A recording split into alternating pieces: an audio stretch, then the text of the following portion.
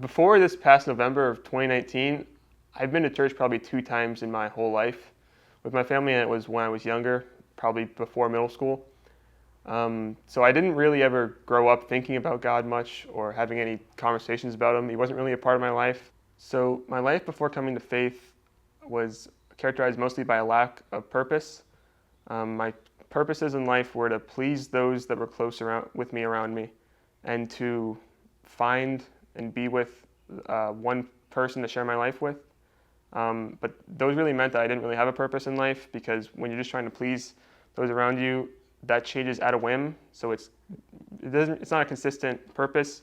And when you don't have the person to share your life with, that leaves it so your life is kind of purposeless. What I spent my days doing was trying to raise my status in order to achieve those goals. So I would constantly be trying to compare myself to others through what I'm strong at and hide my weaknesses. Mostly this was my intelligence. And this first seriously took a dent. My life took a dent when my senior year of high school, when I was applying to colleges, and the college that I wanted to go to and that I thought I was going to go to with my friends, I ended up getting rejected at first, and so did they. But this took a really big impact on me, because it dented my whole worldview, because it lowered my status in my eyes, and it made me question my intelligence, which was my strongest suit. So if I don't have that, then what am I? And it really, really hurt me. So in the spring of 2018, I took an honors intro to philosophy class, and it covered a bunch of different introduction topics. But the professor provided atheist speakers and perspectives mostly on most of these topics, from ethics, morality, existentialism.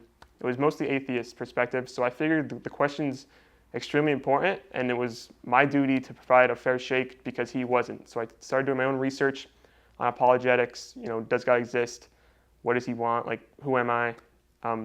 Through speakers like William Lane Craig and Ravi Zacharias and others. And I did this research up until, I guess, the fall of 2019, or especially the spring of 2019. And that's when Cru gave me a flyer under my dorm door, like a text for cookies, and they'd come talk to you if you wanted.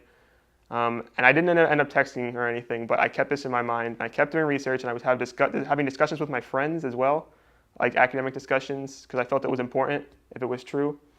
And then the fall of 2019, when I started attending my first Cru meeting, and I found out what it means to be a Christian, who they are. And then 3 weeks after that, in November of 2019, I attended it in October. I was just watching a video on YouTube. I didn't usually watch these kind of videos. It was called The Lion of Judah, was the channel, and it was just some speech by Billy Graham. And I just felt overwhelmed, and I broke down for 5 to 10 minutes. It's hard to describe the feeling, but I was just thanking God and I guess wondering what I did to deserve such grace and love.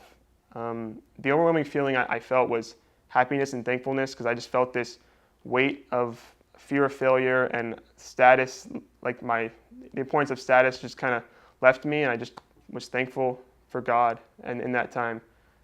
So Cru honestly has played a huge part in my spiritual journey. Before attending Cru, I had the academic side of Christianity, I was an academic believer, but I didn't really have a personal relationship with God. I wasn't praying or reading the Bible, and I really learned what it means to have a personal relationship with God after I attended my first Cru meeting and talked to people in the subsequent weeks. It really strengthened my walk of faith, and I hope to next year lead a community group and do the same thing to others and make their walk of faith even stronger and grow it immensely as well.